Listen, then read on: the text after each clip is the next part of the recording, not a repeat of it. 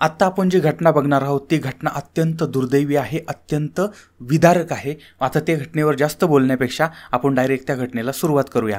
तर त्यासाठी आपल्याला जायचं आहे सोलापूर जिल्ह्यामध्ये। सोलापूर या ठिकाणचा प्रसिद्ध तालुका आहे बार्शी तालुका। त्या ठिकाणचं जामगाव आ नावाचे एक गाव आहे। आता या गावामध्ये धनाजी संभाजी गायकवाड नावाचे एक 45 वर्षाचे गृहस्थ राहत आहेत आणि याच गावामध्ये यांची चायनीजची गाडी होती आणि याच्यावरती यांचा उदरनिर्वाह चाललेला होता। त्यांच्याबरोबर त्यांची पत्नी आहे गंगाबाई, त्यांचं वय साधारण 35 वर्षाचं आहे आणि पती पत्नी तिथं राहत आहेत। आता या पती पत्नींना एक 1.5 वर्षाची मुलगी आहे आणि एक सामान्य गरीब अशा पद्धतीचा हा परिवार आहे।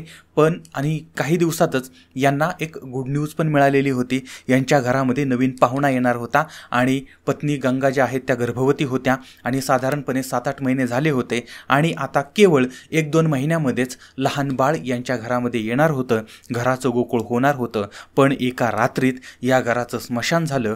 पतीनं त्या पत्नीची वरवंट्यानं ठेचून आणि चाकून मारून हत्या केली आणि त्यामुळे तिच्या पोटातील बाळाची सुद्धा हत्या झालेली होती आणि या बापानं स्वतः गळफास घेतला आणि आत्महत्या केली।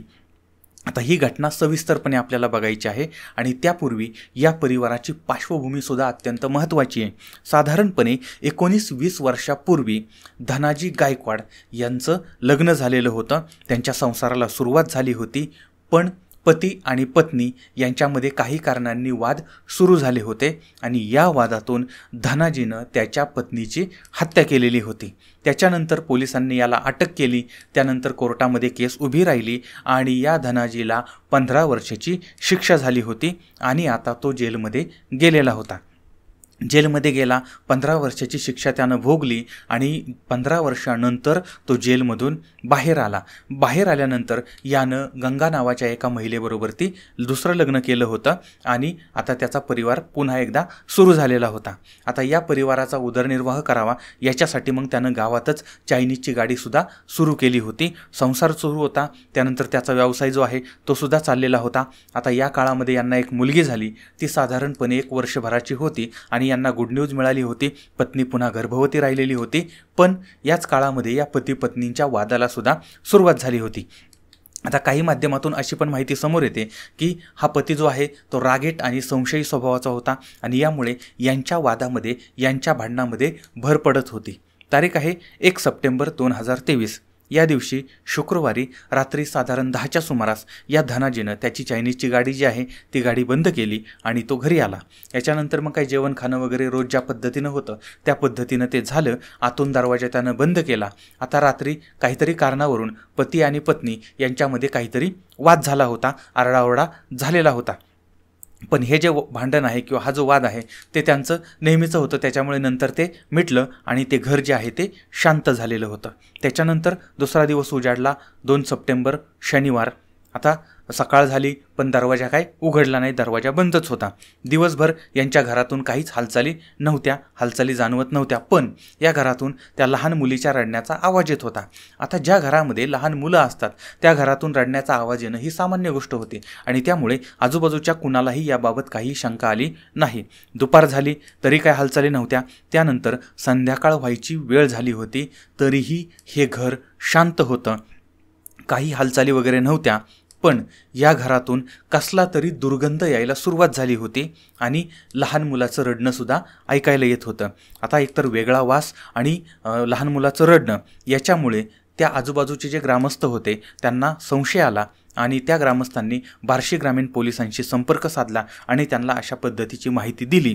ती माहिती मिळाल्यानंतर काही वेळातच पोलिसांची जी टीम आहे ती टीम त्या ठिकाणी पोहोचलेली आहे आणि आता दरवाजा उघडण्याचा प्रयत्न केला पण आतून कडी कोंडा लावलेला होता आणि त्याच्यामुळे मग त्या घराचा पत्रा जो आहे तो कापला गेला आणि आतमध्ये प्रवेश केला गेला।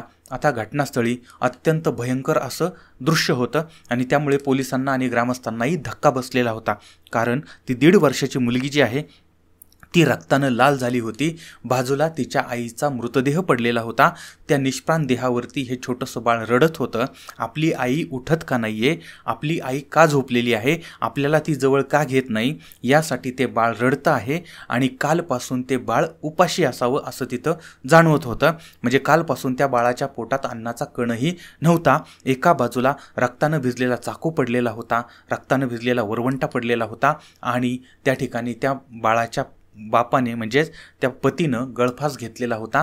आणि ह्या सगळ्या परिस्थितीवरून असं जाणवत होतं की रात्रीच्या सुमारास या पती पत्नीमध्ये वाद झाला, भांडण झालं. इतकं कडाक्याचं भांडण झालं की या वादामध्ये त्या पतीनं आपल्या 1.5 वर्षाच्या मुलीच्या समोर आपल्या पत्नीच्या डोक्यामध्ये वरवंटा घातला आणि तिचं डोकं फोडलेलं होतं आणि तिच्यावरती चाकूनं वार केले आणि तिला ठार केलेलं होतं. आणि याच्यानंतर त्या पतीनं स्वतःही गळफास घेतला आणि स्वतःचंही जीवन संपवलेलं होतं. आणि तेव्हापासून ती मुलगी त्या डेड बॉडी शेजारी बसली होती, रडत होती, आईला उठवण्याचा प्रयत्न करत होती. अशा पद्धतीनं ही घटना प्रथमदर्शनी समोर दिसत होती. आता पोलीस त्या ठिकाणी आले होते. पोलिसांनी घटनास्थळाचा पंचनामा वगैरे केलेला आहे आणि ही जी बॉडी आहेत त्या बॉडी ग्रामीण रुग्णालयामध्ये पोस्टमॉर्टमसाठी पाठवल्या. आता या घटनेची फिर्याद बालाजी कागदे यांनी दिली अशी माहिती माध्यमातून समोर आली. आता या घटनेत पत्नी आणि त्यांच्या पोटातील जे बाळ आहे त्या बाळाचीही हत्या झालेली आणि एक आत्महत्या झाली होती. आणि ज्या बाळाला अजून स्वतःचं नावही सांगता येत नाही ते बाळ मात्र अनाथ झालं होतं. आता ही घटना शुक्रवारी रात्री ते शनिवारी संध्याकाळी या दरम्यान घडलेली आहे आणि मी तुम्हाला सांगतोय ते रविवारी संध्याकाळी सांगतोय.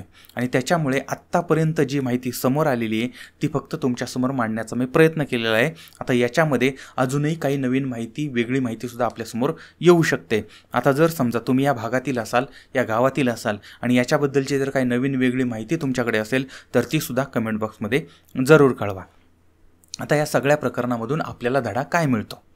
पती आणि पत्नी यांच्या विश्वासाला संसार असं म्हणतात. ज्या ठिकाणी विश्वास कमी होतो तिथं अविश्वास वाढायला लागतो. जिथं अविश्वास वाढला की तिथं संशय निर्माण होतो. संशय निर्माण झाला की वादाला पुन्हा सुरुवात होते. वाद सुरू झाला की संवाद संपून जातो. संवाद संपला की अपशब्द आणि मारहाणीला सुरुवात होते. आणि अपशब्द आणि मारहाण ही फक्त ठिणगी असते आणि त्याचाच पुढे जाऊन हिंसाचाराचा वणवा होतो. आणि याच वणव्यामध्ये अनेक संसार भस्मसात होतात. याच वणव्यामध्ये अनेक मुलं अनाथ झालेली आहेत. याच वणव्यामध्ये अनेक घरांची स्मशानभूमी झालेली आहे. आणि या सगळ्यांची सुरुवात होते अविश्वासापासून. आणि म्हणून पती आणि पत्नींना माझी अत्यंत कळकळीची विनंती आहे की त्यांनी एकमेकांवरती विश्वास ठेवला पाहिजे. एकमेकांच्या मनातील विश्वास कमी होणार नाही याची काळजी घेतली पाहिजे. आपल्या विश्वासाला तडा जाणार नाही याची दक्षता घेतली पाहिजे. विश्वास तुटेल असं कोणतंही कृत्य आपल्याकडून झालं नाही पाहिजे. आणि लक्षात ठेवा, विश्वास असेल ना तर शेवटच्या श्वासापर्यंत हा संसार सुखाचा होऊ शकतो, आनंदाचा होऊ शकतो. आता याच्याबद्दलचं तुमचं मत काय आहे ते सुद्धा तुम्ही मला जरूर कळवा. पुन्हा भेटूया पुढच्या भागामध्ये. तोपर्यंत धन्यवाद.